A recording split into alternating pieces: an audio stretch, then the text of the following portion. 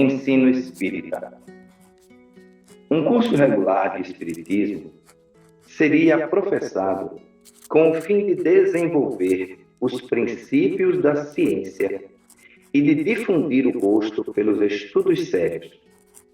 Esse curso teria a vantagem de fundar a unidade de princípios, de fazer adeptos esclarecidos, capazes de espalhar as ideias espíritas e de desenvolver grande número de médiuns. Considero esse curso como de natureza a exercer capital influência sobre o futuro do Espiritismo e sobre suas consequências. Reiterando despretensiosa sugestão, recomendaríamos uma grande campanha para usar nomenclatura moderna em torno da importância do estudo das obras básicas da doutrina espírita.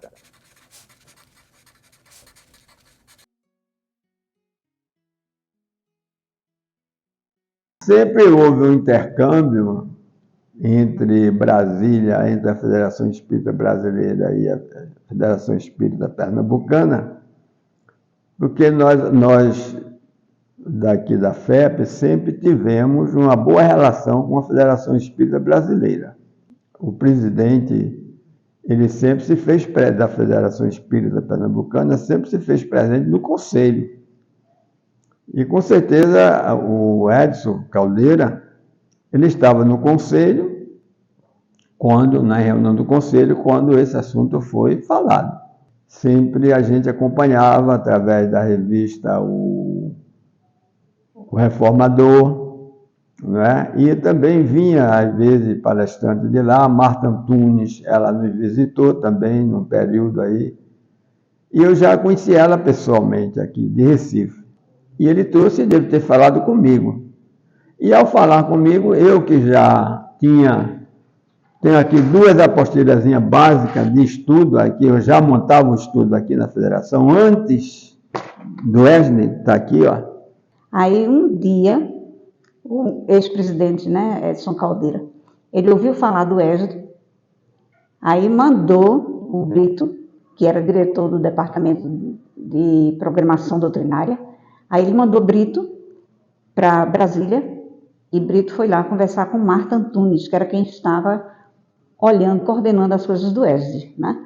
Quando eu chego na Federação Espírita Brasileira, ela estava no 2º grupo de estudo do Wesley. Naturalmente, aquela fase experimental, né? Que a gente ainda tem os monitores com certa dificuldade, é natural. Ela me mostrou o primeiro grupo. O primeiro grupo tinha 6 pessoas. E ela disse, agora eu vou lhe mostrar o 2º grupo que está, né?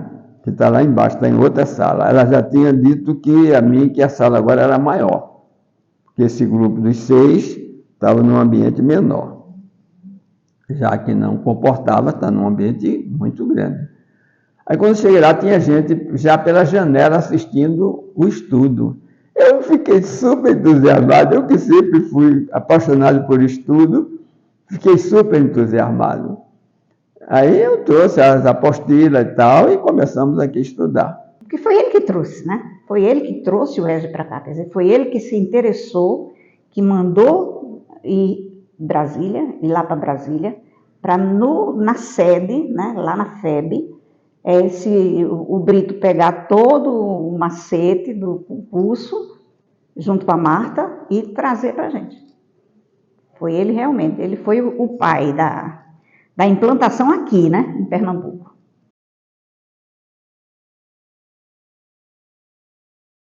Então, o Brito pegou lá como é que era o estudo, porque ninguém conhecia, tinha sido lançado fazia pouco tempo.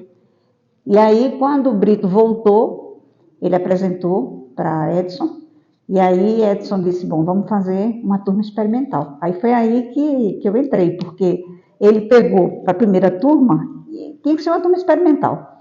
Então, tinha que ser diretores da casa, evangelizadores da casa, entendeu? Não podia ser para o público externo ainda, porque a gente não conhecia o programa, a gente não sabia como era.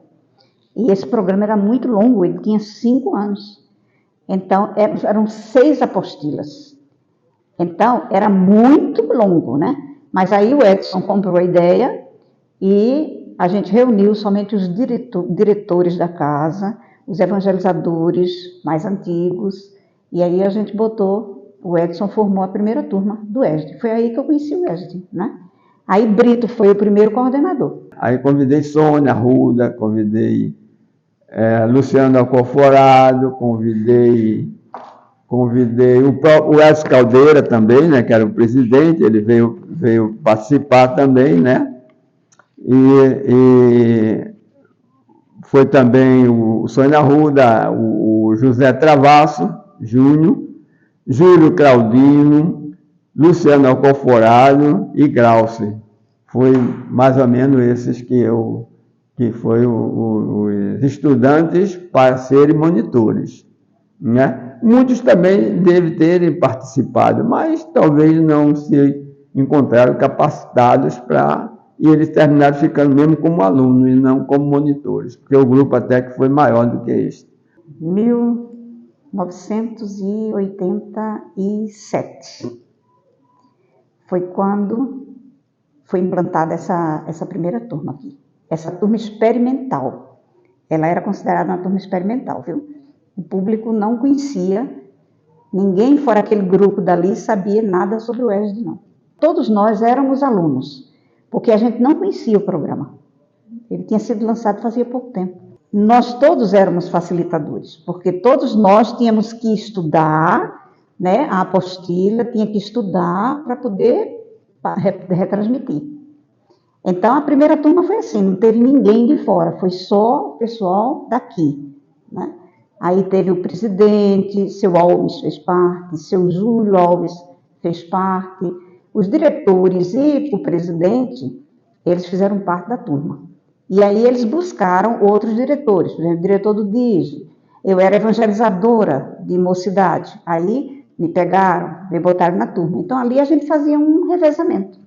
A gente ia, cada aula, um dava aula. E aí a gente ia sentindo o programa, sabe? Para saber se realmente dava para a gente fazer, se não dava, se era viável, essas coisas. Não tinha monitor. Só eu era o dirigente porque era o diretor da casa, somente. De dirigente mesmo, não era do DIGE. Dirigir a gente era todos iguais, no estudo. Apenas eu estava à frente, e Edson Caldeira, ele como presidente e eu como diretor, porque pela hierarquia tinha que ter essas duas pessoas juntas. Com o passar do tempo, a gente foi vendo que era possível, porque afinal todos eram diretores da casa, estudavam já a doutrina, a gente só não tinha um método, entendeu? Então foi só adequar ao método. Então, quando a gente adequou ao método, alguns daqueles que faziam parte daquela primeira turma, aí começaram a ser os monitores. Ou seja, então tinha o Edson Caldeira, que foi monitor também, seu Júlio chegou a dar algumas aulas, sabe? E assim, tinha outros que eram diretores e evangelizadores, tinha Glauce Pedrosa, que também foi uma das que... tem o Júnior também, que era o irmão do Edson Queiroz, né? Que ele também era evangelizador aqui. E aí a gente começou a turma assim. Com essa continuidade, a gente foi se preparando e tal, aí chegou o dia de a gente iniciar mesmo o estudo voltado à casa, aos frequentadores da casa. A gente só tinha, na verdade, a gente só começou com 2 turmas. Né? Então, para o público de verdade, a gente só começou em 1988, 89, por aí. Foi quando a gente começou. Primeiro a gente fez a experiência com a gente e depois a gente começou para o público. Aí a gente abria inscrições, as pessoas vinham, a gente fazia uma entrevista primeiro. Por que você quer fazer? O que é que você entende? O que é que você sabe? Entendeu? Então a gente tinha uma fichinha, a gente fazia ficha. Era muito diferente do que é hoje, porque tinha todo um rigor burocrático mesmo, para poder a gente saber. Eu cheguei na FEP, vim assistir só reuniões públicas e assim, assistia dia de domingo e ia embora. ou às vezes até durante a semana eu vinha, porque eu já tinha uma simpatia enorme pela doutrina espírita. Mas aí eu não tinha comprometimento nenhum, só era reunião pública e ir embora. Um dia eu cheguei sem saber o que era a ESD, a minha porta de entrada na FEP foi através do ESD. Eu sem saber o que era a ESD, eu vi aquele anúncio de que havia inscrição para a ESD. Então eu fui, e quem estava lá inscrevendo as pessoas era o próprio Edson Caldeira, que era presidente da instituição. E ele estava lá e ele disse, ele me via sempre no domingo, aí você está querendo se inscrever? Eu disse, sim, estou querendo me inscrever. Mas não sabia nem de que se tratava o curso. Eu firmei assim, acredito que a espiritualidade me empurrou para que eu pudesse me inscrever no ESD. E aí eu me inscrevi no ESD e aí eu não saí mais. Não saí mais nunca do ESD. E a gente começava a turma com 50, a gente fazia 50 inscrições. Cada turma a gente começava com 50 inscrições. Aí se inscreviam 50 pessoas e ficava a lista de reserva. Se alguém desistisse, entrariam aqueles que estavam na reserva, porque ele começou a ser muito procurado. Porque as pessoas começaram a dizer que o ESD, o objetivo do ESD era formar trabalhadores para as casas espíritas. E como todo mundo tinha assim uma dificuldade muito grande de ter trabalhadores espíritas, então a gente vai fazer o ESD. Ou seja, a primeira turma que a gente abriu para o público tinha pessoas daqui e tinha pessoas de centros. Elas vieram para cá para fazer junto com a gente. E daqui, aí elas iam implantadas nos centros que elas participavam. Aí eu me inscrevi no ESD, mas eu não sabia o que era o ESD, não tinha a menor ideia do que era o ESD. E só vim ter noção depois que eu entrei na turma, que a minha turma foi a primeira turma que era denominada Turma B, aberta ao público, eu quero dizer, porque a primeira turma foi em 87, mas foi destinada aos diretores da casa e ao DIGE e aos diretores da casa, eu acredito. Para a coordenação foi fácil, porque Brito era o coordenador, foi o primeiro coordenador, né? E Brito me chamou para eu ser a vice dele, né? Não existia essa coisa, mas ele me chamou para ajudá-lo, né? Então, foi daí que surgiu o convite para que eu ficasse como vice de Brito. Então, Brito foi o primeiro coordenador e eu fiquei ajudando ele. Então, a gente fez, por exemplo, o primeiro encontro aqui em Pernambuco. Brito era o coordenador e foi feito aqui na federação, com a dona Cecília Rocha. Foi quando eu conheci a Cecília e ela me conheceu. Então, foi quando ela conheceu o trabalho que Pernambuco estava fazendo, né? Então, foi daí que surgiu a possibilidade da coordenação, porque Brito passou. Ele era diretor, ele já tinha um trabalho grande de programação. Então, ele não podia estar o tempo inteiro cuidando do ESD. Aí ele afastou-se e me passou a coordenação. E pronto, aí eu fiquei nela por 14 anos, né? Foi 14 anos mais ou menos que eu fiquei. 14, 16 por aí. Naquela época, eram 5 anos. O programa eram 6 programas, mas o tempo era de 5 anos de duração. Inclusive, era bem diferente. A gente submetia a fazer provas. Era bem interessante. E aí, ao término do curso, a gente iniciou com 60 pessoas e terminaram 15. E muitos foram trabalhar nos seus centros, nas suas casas espíritas. Eu trabalhava também em outra casa espírita, mas aí eu fui chamada para ficar aqui. E aí eu fiquei como facilitadora do ESD. Eu acredito, naquela época a gente chamava monitor do ESD. Eu fiquei como facilitadora e fiquei anos e anos e anos.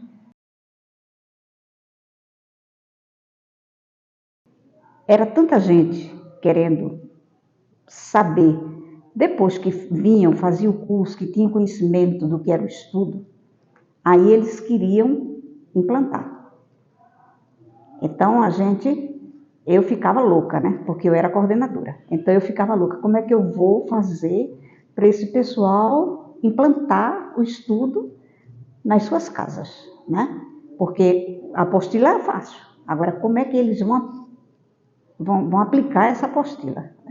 Então, realmente, eu passei muitas noites sem dormir. Eu acordava pensando como é que eu vou ajudar os centros, porque os centros ficavam insistindo com a federação para ter o estudo. E a gente não tinha equipe, não tinha nada, a gente só tinha um grupo de coordenadores nossos, de monitores nossos, né? Aí um belo dia veio dormindo, né? Chegou aquela intuição, né? Por que você não faz uma central de atendimento ao estudo? Aí eu acordei, eu disse, eita, que ideia boa que me deram. Eu sei que me deram, certo? Aí eu disse, que ideia boa. Agora, como é que eu vou fazer isso? Você imagina, em 1988, 89, por aí, não tinha as facilidades que a gente tem hoje, né? Então, os contatos que eu fazia como coordenadora para os centros, inclusive do sertão, era por telefone. Eles tinham meu número, então eles ligavam para mim e eu respondia para eles o que eles queriam, sabe? Aí depois disso foi que eu digo, não, surgiu a ideia, vamos criar a CAESD. Aí ficou Central de Atendimento ao Estudo Sistematizado de Pernambuco. Então, a gente criou a sigla CAESD, e então a CAESD, eu formei uma equipe de pessoas que já tinham feito o curso e que já eram monitoras e que eram aquelas que gostavam de pesquisar, gostavam de buscar as coisas. Eu criei uma equipe, tinha umas 5 pessoas na equipe, e a gente começou a atender os centros. Por carta, eles mandavam as perguntas, a gente respondia pelas cartas, mandava de novo por correio, ou pelo telefone. Então, por telefone era o mais frequente. Aí, resultado, a gente tinha, nos dias que a gente tinha aula, tinha sempre alguém de plantão para atender os centros. Aí ficou a central de atendimento, à distância. Mas depois, como tinha o Conselho Federativo Estadual, né, que antigamente era outro nome, mas agora é o Conselho Federativo Estadual, a gente começou, por que não colocar, já que tinha outras áreas dentro, por que não colocar também a área do estudo? Aí a gente colocou a CAESD nessas reuniões, que era a cada 2 meses, né, que tinha. Então, a cada 2 meses, os centros do interior, do sertão, eles vinham para cá para serem treinados. Aí a gente começava, aí foi quando a CAESD começou a ser presencial, quer dizer, olho no olho, né, porque a outra era por telefone. Então, foi quando a gente começou a fazer esse trabalho maior, né. Então, quando eles tinham alguma dificuldade, por exemplo, de implantar, aí eles chamavam a gente. E aí, geralmente eu ia e levava mais alguém, porque eu ficava de olho nas turmas. Como eu era monitora, eu ficava de olho nos participantes. Então, aqueles que eu percebia que tinha potencial, eu puxava para junto de mim, né? Então, para todo canto que eu ia, eu levava eles. Vocês vão aprender como é que faz, porque um dia eu passo e vocês vão ficar, né? Tem muitos que ainda estão aí hoje, são monitores hoje, que foram meus alunos do ESD, aluna mesmo, da primeira turma, segunda turma. Gilvanda foi aluna da primeira turma. Aí você tem a Alberto, você tem a Gracília, que foram já da segunda turma, você tem a Gláucia, são monitores hoje daqui, mas que foram nossos alunos, né? Eu formei a equipe justamente com os monitores que eram ex-alunos que eu via que tinha potencial. E esses monitores não foram formados só para aqui, não. Então, como a gente fazia muito treinamento, muita reciclagem, a gente chamava reciclagem, fazia muito treinamento de formação de monitores. Então, como vinha todo mundo de vários centros, e nas turmas tinha pessoas de centros, então a gente pegava aquelas pessoas dos centros e elas seriam as multiplicadoras nos centros delas. Então, muitas, quando terminava o curso aqui, aí eu perguntava, você quer ficar aqui como monitora, ou você quer ir para a sua instituição? Aí algumas disseram assim, não, eu quero ir para a instituição, eu quero implantar lá, né? E aí então eu pegava os outros daqui, mas essa equipe era formada por ex-participantes do ESG. Já tinham passado mais de 5 anos estudando. E eram muitos treinamentos que a gente fazia, muitos treinamentos. Porque nem todo mundo era da área de educação. Então, como é que o povo ia entender determinadas coisas? Então, a gente fazia treinamento de tudo. Era bastante eu perceber que tinha alguma coisa que não estava se encaixando, né, junto ao monitor, aí a gente já criava um treinamento para que eles pudessem ficar cada vez mais, né, por dentro daquela metodologia. Inclusive, quando a gente saía daqui, que ia para outros lugares, porque foi assim, como Pernambuco, do Nordeste, Pernambuco foi o primeiro que implantou o ESD, né? Então, alguns outros estados, sabendo disso, aí chamavam a federação para ir lá fazer o curso, fazer um treinamento, para começar o ESD. Então, eu ia, levava 2 ou 3 comigo, sempre levei 2 ou 3 comigo, para eles também irem treinando. E aí a gente fez isso na Paraíba, a gente fez isso em Alagoas, a gente fez isso em quase todo o Nordeste. Eu ia com 2, 3, a gente ensinava, a gente mostrava, a gente passava o final de semana com eles e mostrava como é que era feito e deixava eles treinados, né? E sempre com a possibilidade de virem para a CAESD para se aprimorar. Então foi assim que a gente criou a equipe, né? Então essa equipe, tanto era a equipe, tinha uma equipe que ficava só aqui, nas turmas, e tinha uma equipe que era a equipe de viajar, que tinha mais disponibilidade, aí saía comigo, né? E a gente viajava. Então, para a gente conseguir um número bom, foi preciso o quê? Umas 3 ou 4 turmas, para que a gente pegasse os monitores, né? Pegasse aqueles que se sobressaíam mais para colocar na monitoria. Então, foi difícil, foi um trabalho difícil. Sim, eu gostava, participava dos encontros, Sônia Arruda me chamava, vamos, tinha um encontro lá em Brasília, eu ia, tinha um encontro na Bahia, eu ia, teve um encontro coordenador na Bahia, eu ia, como monitora mesmo, como facilitadora, mas eu gostava de aprender. Eu sempre fui assim, muito disponível para o aprendizado. Sempre eu fui muito aberta para o aprendizado. Então foi assim que a CAESD surgiu, né? A ideia de atender aos centros, e aí a gente respondia aos centros, e quando eles vinham aqui a cada 2 meses, a gente sempre tinha uma programação. Então, o que é que precisa, né? A gente perguntava, o que é que vocês estão precisando para desenvolver o estudo? Aí eu preciso saber como eu vou aplicar técnicas. Aí, quando chegava naquele dia do CFE, o assunto era técnica. E aí a gente explicava, ensinava as técnicas e eles levavam as técnicas, né? Então, a gente atendia os centros de acordo com o que o centro precisava. Foi assim que a CAESD começou. O outro desafio que a gente teve que enfrentar foi a evasão. Evasão. A gente começava turmas com 50, terminava com 15. E nas instituições, eles começavam com 10 pessoas, terminavam com 2, 3. A evasão era grande. Por quê? Porque tinha que haver alguma coisa que prendesse essas pessoas ao estudo. Ou seja, o estudo tinha que ser atraente. Tinha que ter técnicas, tinha que ter jogos, tinha que ter algumas coisas que movimentasse a turma. Não era só o monitor chegar lá na frente e despejar o conteúdo.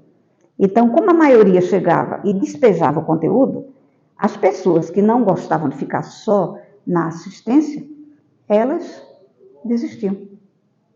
Então, a gente teve muita evasão. E para a gente tirar isso, para a gente reverter isso, foi preciso que a gente investisse muito em técnicas e recursos didáticos. Teve que investir muito nisso. Buscar coisas, buscar livros didáticos para que a gente pudesse passar nos treinamentos essas técnicas, sabe? Porque não eram exatamente aquelas que estavam na apostila, porque a apostila geralmente era só estudo em grupo. Então, eram outras técnicas, e aí a gente inventava, quer dizer, eu inventei um bocado de técnica, peguei de alguns livros e adaptei, né? E com isso a gente conseguiu movimentar as aulas, porque a aula era meio monótona, sabe? Ficar só escutando não é bom, não.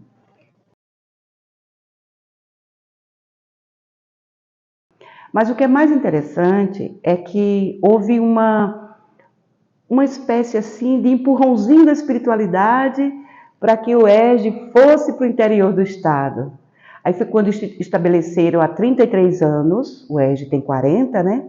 E há 33 anos estabeleceram um evento chamado INTECEP, Integração dos Centros Espíritas de Pernambuco. E quando o INTECEP começou, né? Aí a CAESD passou a fazer parte do INTECEP, aí ela ia para todo canto. A mesma coisa, no INTECEP, os primeiros que a gente foi, eu percebi que o pessoal era muito heterogêneo, sabe? As pessoas que faziam o ESD era muito heterogêneo. Os que sabiam muito, outros não sabiam nada. E aí, como é que a gente ia adivinhar qual o público que a gente ia encontrar? Então, aí depois de muita noite sem dormir, novamente, né? Aí, novamente chegou a sugestão, leve mais de um programa. Então, eu levava 3 programas. Então, o público aguenta isso aqui, então é isso aqui que a gente vai dar para ele. Se é um público que está começando agora, a gente vai dar o beabá. Então, quando a gente chegava lá, que sentia o público, é que a gente sabia o que é que a gente ia aplicar. Mas aí todos os monitores estavam bem treinados com isso. Ia na Kombi da FEB. Ia na Kombi, e era muito bom, porque a gente chegava, o público do interior, eles sempre recebem a gente muito bem, né? E a gente ia na Kombi, e era muito alegre, porque Waldeck era muito alegre. E então a gente ia conversando, trocando ideias, sabe? Sempre ia aquele grupo que ia trabalhar. Só quem estava ali era o grupo que ia trabalhar. Então, aí a gente fazia isso, a gente ia na Kombi. E a gente viajou muito pela zona da mata, Agreste, Sertão. Eu ia junto com o INTECEP, né? O INTECEP me deu essa possibilidade de ir na caravana do INTECEP, eu levar o ESD para as pessoas conhecerem. E a gente levava 3 programas, geralmente. Sônia preparava, que era nessa época, que era coordenadora, e a gente levava 3 programas no início mesmo das nossas viagens. O que mais assim chamou a nossa atenção é que o INTECEP ele foi uma força motriz para que o ESD adentrasse o interior do estado. Então a gente levava o ESD, fazia divulgação, fazia sensibilização, levava programação para eles conhecerem as instituições, desde a Zona da Mata até o Sertão. E tudo isso através do INTECEP, né? A gente ia na caravana. E aí, o que era que acontecia? Muitas vezes, quando a gente voltava, 1 ano depois, 2 anos depois, aquela região, e a gente perguntava, como é que vai o ESD aqui? As pessoas tinham, começamos, mas paramos, não tem equipe, não tem gente que possa dar continuidade. Eu então fazia uma turma e parava. É muito longo o tempo, eram 5 anos. Mas a CAESD, ela só surgiu alguns anos depois que o ESD começou. Então, aí já era aí a gestão já de Waldeck, se eu não estou enganada. Já era a gestão de Waldeck. Porque Edson pegou já no fim, eu não lembro exatamente o período que o Edson ficou, mas logo que ele saiu foi Waldeck. Então, quando a gente foi para o INTECEP, no INTECEP era Waldeck. Mas a CAESD era feita aqui, né, nas reuniões do CFE. E na reunião do CFE, que não era CFE, era outro nome, mas na reunião do CFE, já o Edson participava. Mas foi também nessa época que eu criei também a biblioteca do ESD. Ela funciona até hoje. Mas a gente tinha uma biblioteca no ESD. Por quê? As pessoas, você sabe que as apostilas têm um monte de referências, né? E as pessoas não tinham, às vezes, como conseguir aquilo. E, às vezes, o centro ligava, aí dizia assim, olha, eu vou dar tal roteiro, mas eu não queria dar o que está aqui. Eu queria um enriquecimento. Aí a gente tinha uma equipe de pesquisa que ia pesquisar aquele assunto em outros arquivos e enriquecia a aula. Então, se você não quisesse dar aquilo que estava ali no roteiro, você tinha uma segunda opção, que a gente passava para o centro, sabe? Então, existia essa equipe que todos os programas do ESD, e eram 6, todos eles tinham, em todos os roteiros, eles tinham enriquecimento. Era enriquecimento de conteúdo, de biografia, tinha uma equipe que só fazia isso. Eu amei o ESD, eu ficava encantada ao ouvir os meus monitores, era assim que a gente chamava eles, né? Hoje a gente chama de facilitadores. Mas na época eu ficava encantada com os monitores, falando da doutrina espírita, dos postulados, da reencarnação. Nossa, eu fiquei muito assim interessada em dar continuidade aos meus estudos. Depois que eu terminei o ESD, eu fui convidada para fazer parte da coordenação. Até que quando a nossa coordenadora, a Sônia Arruda, ela precisou sair para concorrer à presidência da federação, à vice-presidência, foi aí que então ela me convidou para ser essa coordenadora. Então, eu cheguei aqui na FEP por volta de 1986, e isso aconteceu já no início da década de 90, quando eu terminei o ESD, depois fui ser monitora, até que finalmente eu aceitei o cargo de coordenação. Me lembro que em 1999 eu já estava nessa coordenação. E aí fiquei, né? Fiquei até que chegou um momento em que a Sônia saiu da coordenação, deixou a Edina, porque Edina, por sua vez, também precisou sair da coordenação, porque foi para a presidência, foi eleita presidente, e a Edina me chamou e me colocou como coordenadora do ESD. Aí eu disse, vou topar esse desafio. Eu gostava de ser monitora, de ser facilitadora, de estar com as turmas, eu amava aquele trabalho, mas aí eu disse, vou experimentar. Aí fui ser coordenadora e procurei fazer o meu trabalho, desempenhar o meu trabalho da melhor forma possível. Assim, porque eu sempre tive uma paixão muito grande pelo ESD, porque foi minha porta de entrada mesmo e foi a minha possibilidade de me esclarecer.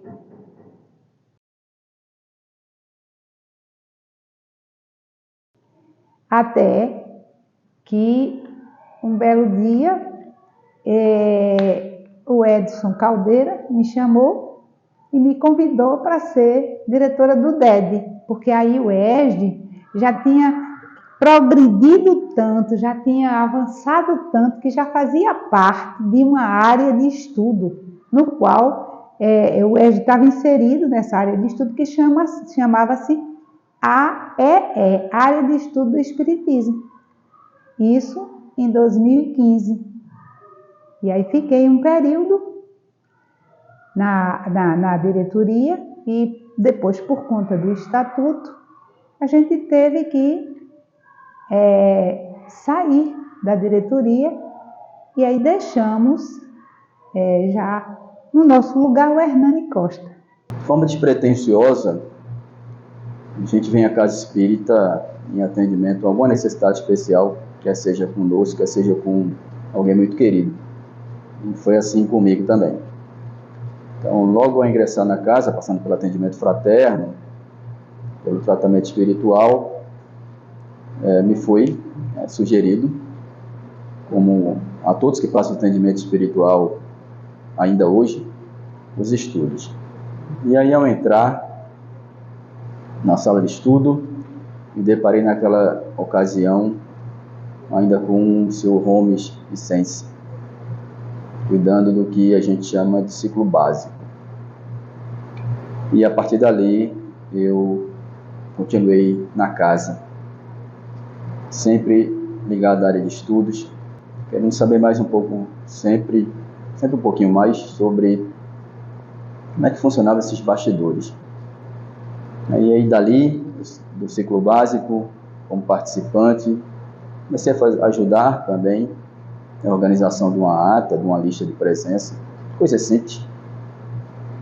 E ali fui ingressando. Passei nos cursos de oratória, entrei no ESD, fui para o MEP, antigamente chamado ESTEM, estudo aprofundado da doutrina espírita, também participando de algumas coisas de outras áreas, aí até dar continuidade a essa parte administrativa, né, nos bastidores da área de estudos. Já trabalhava com Gilvanda, e aí começamos a fazer algumas viagens juntos, a convite dela, de forma, desculpando a palavra, mas formalmente falando, e para as comissões regionais, Nordeste, e aí um belo dia desse convite, ao se apresentar lá na comissão, perguntaram a Gilvanda, você veio com quem? Aí a Gilvanda falou, vim com o meu adjunto. E aí eu tomei um susto, porque ela não tinha me comunicado. E aí eu olhei para a cara dela, aquela cara adjunto. Ela falou baixinho, você a partir de hoje oficialmente você é adjunto. Já era, mas é só para dar um nome oficial. E aí ficamos trabalhando desde então. E aí, cumprido de forma estatutária as duas etapas, né? São duas gestões de Gilvanda como diretora da área de estudos. Por questão estatutária, ela não poderia mais continuar na direção, digamos assim. E aí, nessa gestão de Washington nos convidou para continuar o trabalho, a hora iniciado por tantos outros, inclusive por Gilvanda. Então, é por isso que é sempre bom ter uma equipe ao lado, pessoas francas, que possam, sem nenhum problema, nos auxiliar nessa trajetória. Trajetória tão importante, porque estamos numa federativa, no caso a Federativa do Estado de Pernambuco, a Federação Espírita Pernambucana, com tantas pedras, com tanto caminho, uma casa centenária, de muitos espíritos que nos antecederam, deixaram o solo já fertilizado, um plantio, apenas para que nós façamos a nossa parte da colheita. Uma das coisas que mais sempre nos preocupou muito é exatamente a casa espírita ela se preocupar com a área do estudo.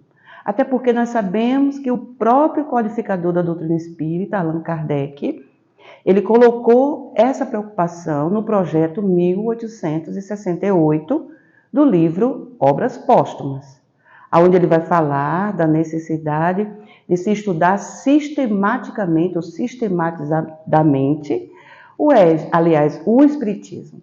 Nessa época, o ESG ele ficou sendo como que uma locomotiva para puxar todas as demais áreas, uma vez que, para que você seja médium, para que você seja aplicador de passes, para que você seja até o presidente da instituição, você precisa ter a base doutrinária, você precisa ter o estudo da doutrina. Então o ESG acabou sendo essa locomotiva que puxava todas as outras, né? A minha turma era assim, era um monitor por vez, né? E aí, nas outras que a gente começou, a gente sentiu isso. Aliás, adotei depois, foi. Porque assim, quando a gente iniciou, era um monitor numa turma, mas aí depois tinha outro na outra semana, mas não era simultaneamente. Esse de simultâneo foi uma cópia de uma instituição que a gente adotou. Devido à necessidade mesmo, porque quando a gente está trabalhando, experimentando aquela situação, aí a gente vê a necessidade. Existia 2 monitores, mas não simultaneamente. Aquela turma tinha um monitor numa semana, outro na outra, mas assim, não tinha simultaneamente 2 pessoas, e surgiu da necessidade mesmo que a gente sentiu na pele de estar alguém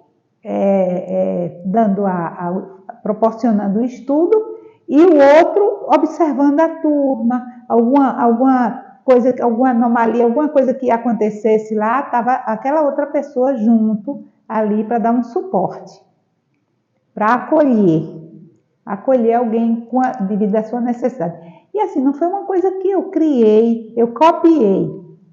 Durante as minhas andanças, desses seminários que eu fui, desses encontros que eu fui, eu conversando com uma instituição, com uma federativa, na verdade. E aí, a federativa disse que adotava esse sistema de 2 monitores simultaneamente, e aí eu disse, vou adotar também na FEP, porque é muito bom, eu já estou sentindo essa necessidade, a necessidade de um apoio, e aí eu vou adotar isso. Aí foi quando a ideia surgiu. E os desafios começaram exatamente quando, em 2019, nós tínhamos já um certo tempo de trabalho e fomos convidados a participar da facilitação de uma turma do ESD e da turma do EAD novamente. Isso permitiu que nós passássemos da função de apenas participante, ou aluno, como se costuma falar, para a função de evangelizador, um nível a mais e muito mais importante. Mas veio a pandemia em 2020 e os estudos que haviam reiniciado no início de fevereiro tiveram que ser interrompidos em março. A obrigatoriedade de que nós ficássemos recolhidos em casa, sem aglomeração, fez com que a federação fosse obrigada, como todo mundo e todo o Brasil, a fechar as suas portas e as suas atividades. E nós ficamos nessa suspensão de atividades até o mês de novembro. Muitas iniciativas foram tomadas ao longo desse tempo para que o estudo pudesse continuar por outro meio que não presencial. Foram feitas, melhor dizendo, algumas capacitações nas plataformas digitais, mas a turma que eu integrava só retornou no mês de novembro. Foi feita uma preparação no mês de outubro, uma capacitação de todos os facilitadores no mês de outubro, para que soubessem usar a ferramenta do Meet para retorno das aulas de forma virtual. E esse retorno aconteceu em novembro, se prolongando até o mês de dezembro, quando iniciou o recesso. No mês de janeiro de 2021, nós fizemos nova capacitação de todos os integrantes dessa feita do ESD, da turma do DED, como todo Departamento de Estudo Doutrinário. Essa capacitação permitiu que algumas pessoas que tinham dificuldade de usar o computador e de usar a ferramenta virtual, a ferramenta digital, pudessem estar preparados para, no mês de fevereiro, quando reiniciassem as aulas, nós podemos reiniciar praticamente todas as turmas que haviam sido interrompidas. Desta feita na modalidade virtual. E foi o que aconteceu, graças a Deus, graças aos nossos mentores espirituais. Os facilitadores conseguiram vencer as suas dificuldades, aqueles que não tinham muita habilidade em mexer em computador ou mesmo utilizar a ferramenta digital, porque era algo novo e foi algo novo para todos nós, uma vez que essa ferramenta jamais havia sido imaginada como um meio de propagação do espiritismo antes da pandemia. E nós iniciamos as aulas, reiniciamos em fevereiro de 2021 as aulas com as turmas com as turmas tanto do ESD quanto do EAD, ou seja, do estudo sistematizado, quanto do estudo aprofundado da doutrina espírita, a modalidade virtual. O ano 2021, então, foi um desafio para todos nós. Por quê?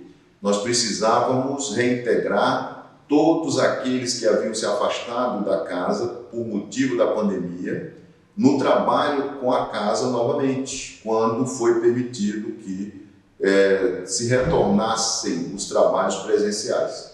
E ao longo do ano nós fomos participando de várias atividades de preparação, de melhoria, de aperfeiçoamento do uso da ferramenta adotada pela Federação Espírita Pernambucana, que era o MIT, utilizado até hoje. E as turmas permaneceram na sua modalidade virtual até o momento do seu encerramento. Então nós tínhamos aí 4 turmas do ESD, 2 turmas já se encerraram e 2 ainda estão em atividade, se encerrando no presente ano de 2023. Esse foi o desafio da pandemia, a gente vencer o medo daqueles que passaram por essa doença, por esse estágio, perder o medo do contágio e de novamente se reintegrar às equipes, e ao mesmo tempo nós não pararmos o trabalho de evangelização, o trabalho de estudo da doutrina. E por isso, essa ferramenta que foi utilizada de uma forma até inusitada nos permitiu chegar a todos aqueles que estavam nas turmas, onde quer que estivessem. Eu acho que houve um crescimento muito grande, uma contribuição muito grande do estudo sistematizado. Ele contribuiu para que se fosse desenvolvida uma área de estudo do Espiritismo. Ele cresceu tanto que houve essa necessidade de se criar uma área, e isso foi a contribuição que ele deu devido ao seu desenvolvimento. Por quê? Porque o ESD é um programa sob a inspiração do Cristo, e tudo sobre a inspiração do Cristo tende a progredir, a crescer, a fluir.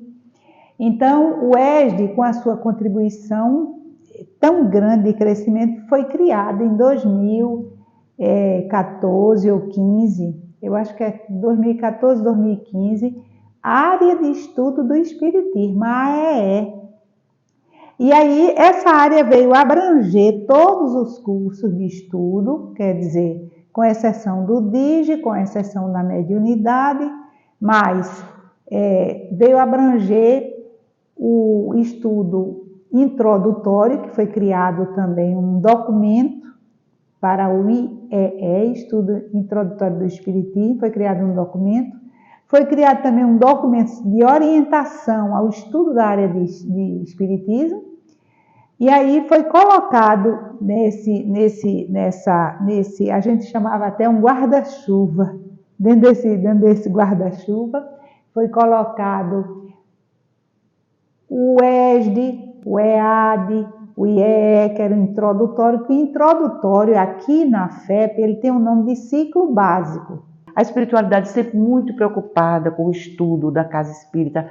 Espíritas amai-vos é o primeiro ensinamento. Espíritas instruí-vos é o segundo ensinamento. Então o ESD, ele atende às 2 modalidades de orientação do espírito de verdade. Porque quem estuda, quem sabe, quem se desenvolve, quem expande a sua consciência, tem uma visão muito maior da vida, muito maior do mundo e até do universo onde está inserido.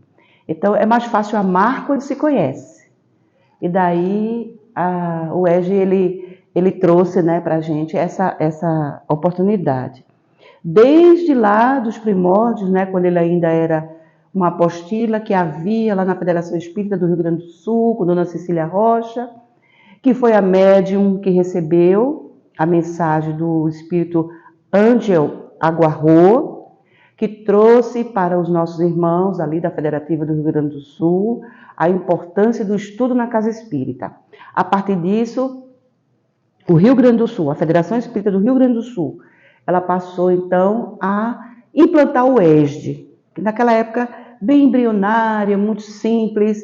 Hoje o ESD está bem sedimentado, não é? A federação ganhou muito com o ESD porque a gente incentivou, teve um incentivo também e um despertar de consciência de muitos companheiros em outros trabalhos, que era muito, não tínhamos estudo assim sistematizado, e o ESD trouxe para nós, pelo seu sistema, por ser aulas muito bem organizadas, quer dizer, tudo muito bem organizado, quer dizer, sistematizado, e isso foi muito bom para a gente conhecer melhor a doutrina, né?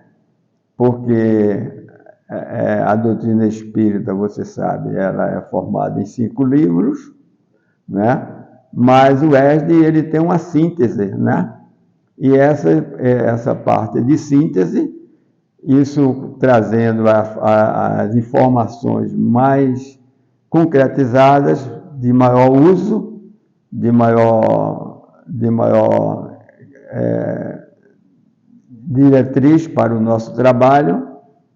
Isso nos facilitou bastante para que a gente pudesse ter mais entusiasmo pela doutrina, já que ela trazia isso de uma forma organizada, sistematizada para o nosso trabalho. Porque cada vez que a gente se aprofunda num determinado tema, Nossa Senhora, parece que a nossa visão ela se expande. Na verdade, o estudo, ele é o promotor da nossa autoiluminação, né?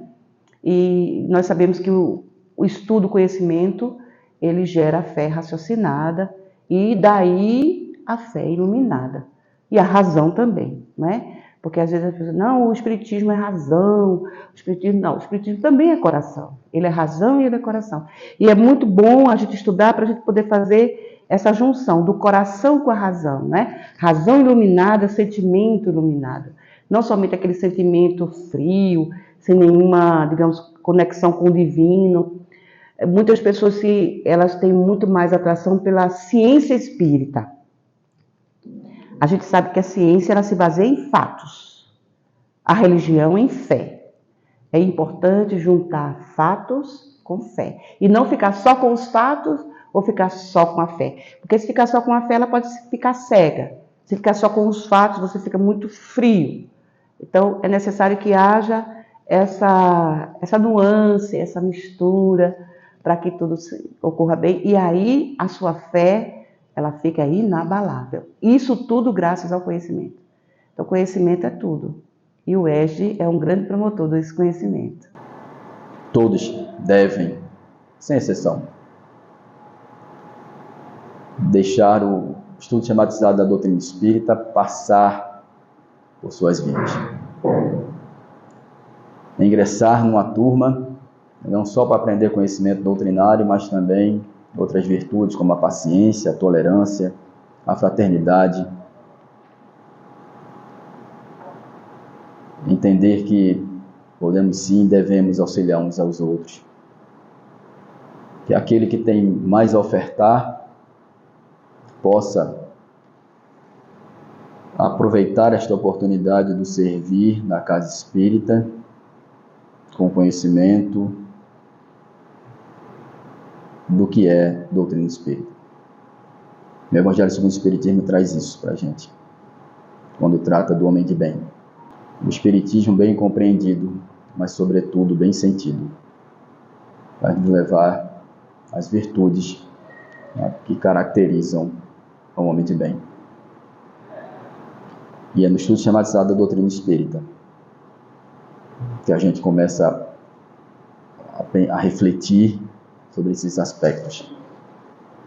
Daí a importância do ESD.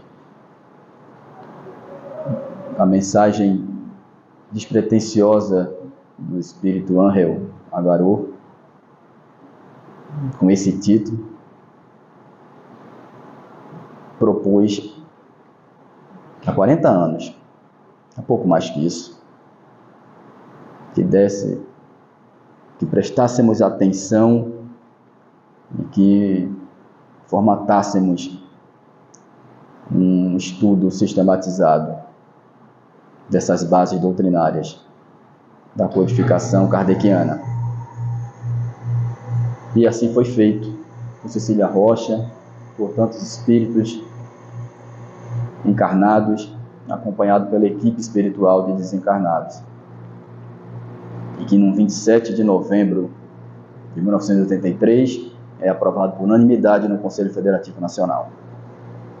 E a partir dali, 4 anos depois, chega ao solo pernambucano pela Federação Espírita Pernambucana.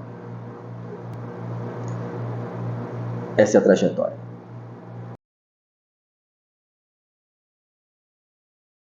A gente já vasculhando os arquivos da Federação Espírita Pernambucana, dentro do departamento propício, dentro da área de memorial, também conversando com muita gente. Esse talvez seja,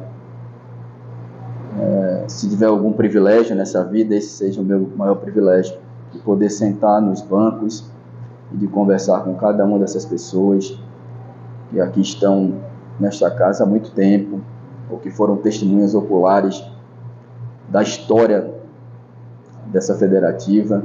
De cada pessoa que entrou aqui, tem sempre uma coisa particular para dizer. Mas sempre foi a minha preocupação, sou muito preocupado com isso, de registros. Sabe?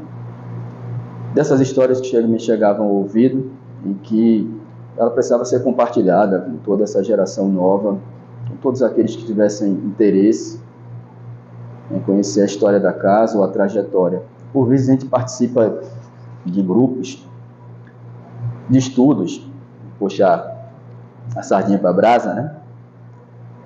E a gente acaba reclamando por uma questão ou outra, mas poucos se procuram entender como foi que chegamos até ali. Então é muito importante o registro da história. A gente tinha muito registro em anotações e também em gravações, algumas vezes em fita VHS, talvez a nova geração só ouviu falar, né? Mas aí, aproveitando a tecnologia, ficamos pensando por que não tentarmos pegar um pouco dessa história em áudio e vídeo, para que gerações futuras possam a qualquer momento acessá-las e conhecer um pouco mais dessa história do estudo sistematizado da doutrina espírita na Federação Espírita Pernambucana. E aí chegamos nessa ideia. Vamos então colher essa história de depoimentos de coordenadores do ESD, ou de parte desses coordenadores do ESD, que acompanharam durante todo esse tempo a trajetória do estudo sistematizado da doutrina espírita na FEP. E aí, vasculhando, descobrimos que essa história tem 36 anos, agora em 2023.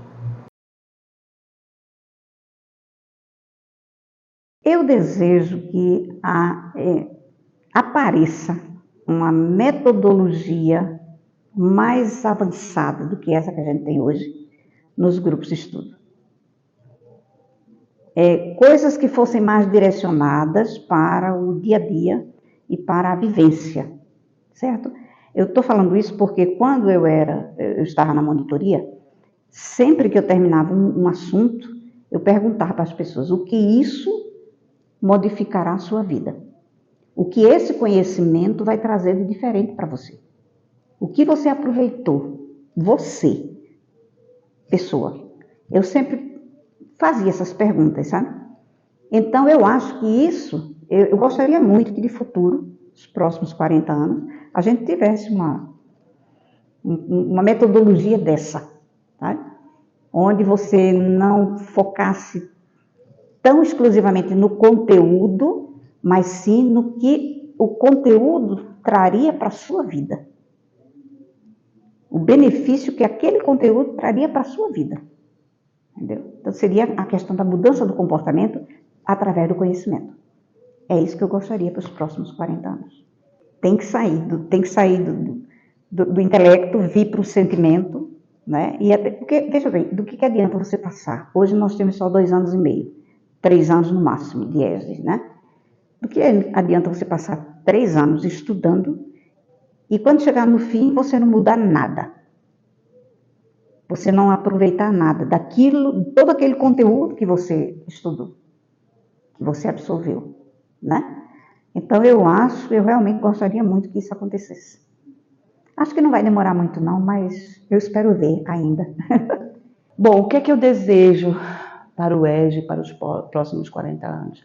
Que ele continue firme, porque outras gerações virão, não é? A minha geração deve muito ao EJE, a minha geração como espírita e de outros companheiros que hoje são trabalhadores de casas espíritas, trabalhadores da FEP, porque o EJE ele é um grande captador de trabalhadores voluntários para a casa espírita. Por isso que a gente incentiva tanto as casas espíritas a implantarem os seus grupos de estudo, dada a importância que isso traz, né? Porque eu fui atraída pelos estudos. Quantas outras pessoas também não podem ser? Já foram, podem ser e serão, naturalmente, não é? Dizer para as pessoas que continuem estudando, é por aí o caminho. Quando a gente traz nossos filhos, netos, sobrinhos para a evangelização, a gente está encaminhando eles para o estudo, né? Espero que eles permaneçam e que o EJE continue sendo esse fomentador, esse inspirador do conhecimento dentro da casa espírita. Nós precisamos não somente zelar pela nossa doutrina, nós precisamos amar a nossa doutrina. E o estudo nos ajuda muito nisso.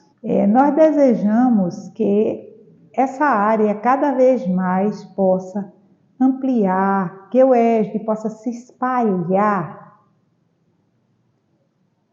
iluminando as consciências das pessoas, mas que os voluntários da Casa Espírita, porque a gente consegue muito trabalhador da Casa Espírita através do EJE, né? E agora a gente tem várias opções de estudo também, mas o EJE é bom porque ele forma esses trabalhadores bem comprometidos e que a gente deseja que cada vez mais esses voluntários do estudo sistematizado possam ser comprometidos com a tarefa para espalharem a luz por todas as instituições, para que a gente possa dissipar as trevas cada vez mais no nosso planeta.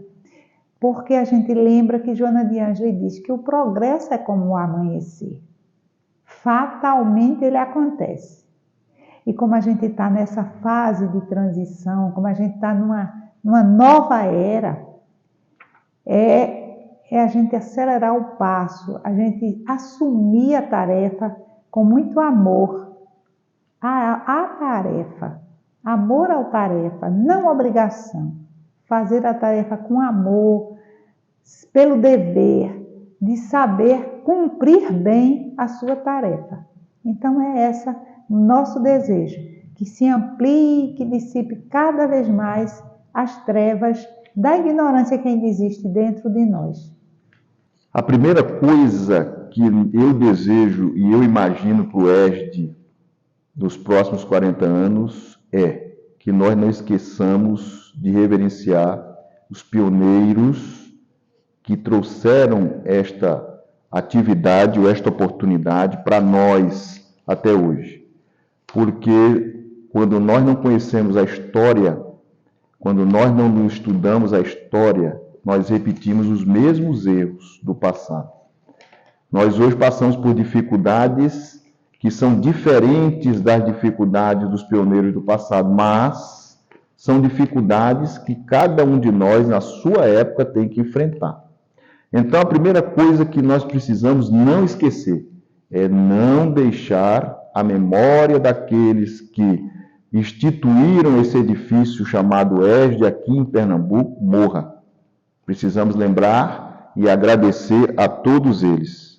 Esse estudo da doutrina, ele muda completamente a gente, né? Então, como é um estudo muito racional, é uma coisa muito, muito bem organizada, né? Então, você, com aquele conhecimento, você realmente tem como deslanchar, né? Então, eu gostaria muito que o EJE fosse cada vez mais, assim, apreciado, né? Eu não posso falar muito nisso porque eu sou, assim, fã número 1 do EJE, né? Então, por quê? Fora daqui, eu também já coordenei o nacional, então eu sou fã do ESD, né? Então, realmente, quando fala ESD, eu estou dentro. Às vezes eu nem posso, nem tenho muita disponibilidade, mas falou, ESD, precisa, eu estou dentro. Então, é isso. Eu gostaria muito que esse estudo cada vez mais crescesse, que as pessoas se conscientizassem da necessidade desse conhecimento aplicado em sua existência para o seu progresso. O ESD é um divisor de águas. Já disseram isso, é uma frase que não é minha, já escutei de outros, é um divisor de água. É antes e depois. Porque a gente toma consciência do ser imortal que somos, das nossas responsabilidades, e a gente passa a estudar a doutrina e a gente se apaixona pela doutrina. Mas não é aquela paixão doentia, não. É aquela certeza da gente saber da misericórdia de Deus, da bondade de Deus, de ter enviado Cristo para nos ensinar. E pela nossa ignorância, agora ele manda uma doutrina consoladora. E o ESD já estava há tanto tempo lá na fila para que a gente pudesse abraçar esse programa e a gente malbaratava a oportunidade. Então, para mim, foi uma oportunidade de eu clarear de eu despertar do sono que eu vivia. Foi o despertar da minha consciência. Foi através do ESD. Precisamos dar continuidade com inteligência e com sabedoria a esse estudo, para que ele, com responsabilidade, possa refletir a oportunidade que muitos buscam de conhecer Jesus e de conhecer a doutrina trazida pelos Espíritos para se melhorar. E melhorando, se vai melhorar o semelhante, e essa situação contagia, e nós fazemos a transformação da humanidade pela sua mudança ético-moral. Gente, dizer da alegria também de participar desse momento dos 40 anos do ESD, não é? O ESD entrou em mim e não sairá jamais. Eu digo sempre que uma vez esdiano, jamais deixaremos de ser esdiano. E o que eu acho importante do ESD, do estudo sistematizado, é que ele sempre traz para nós a oportunidade de estudarmos novamente tudo aquilo que a gente já estudou, e cada vez a gente vai se apropriando de novos elementos, de novas técnicas. E eu digo assim que nesse processo de estudo, né, dos 40 anos do ESD, o ESD, a doutrina espírita entra na nossa intimidade. Então, de parabenizar a todos aqueles que fazem o ESD, em especial ao ESD da Federação Espírita Pernambucana, que começou também há tanto tempo, né, com figuras como João Brito, como Sônia Arruda, essa trabalhadora abnegada que foi muito importante no movimento espírita brasileiro, né, nessa construção do estudo do sistematizado da doutrina espírita, Edina Santos, Gilvanda Feitosa, hoje Hernani com sua equipe, do qual Gilvanda e Ranieri fazem parte, e tantos voluntários na condição de facilitadores do ESD. Então, para mim, uma alegria imensa de estar participando desse momento e comemorando, porque eu também sou esdiano. Então, para mim, está de parabéns, né, o trabalho feito e que vai continuar a prosperar por muitos e muitos anos. ESD, parabéns pelos seus 40 anos. Que possam vir os próximos 40. Estejamos atentos no caminhar. Que respeitemos uns aos outros com o mesmo respeito que os bons espíritos nos sugeriram, nos ofertaram o estudo sistematizado da doutrina espírita. Sigamos confiantes no ESD, com Kardec e com Jesus.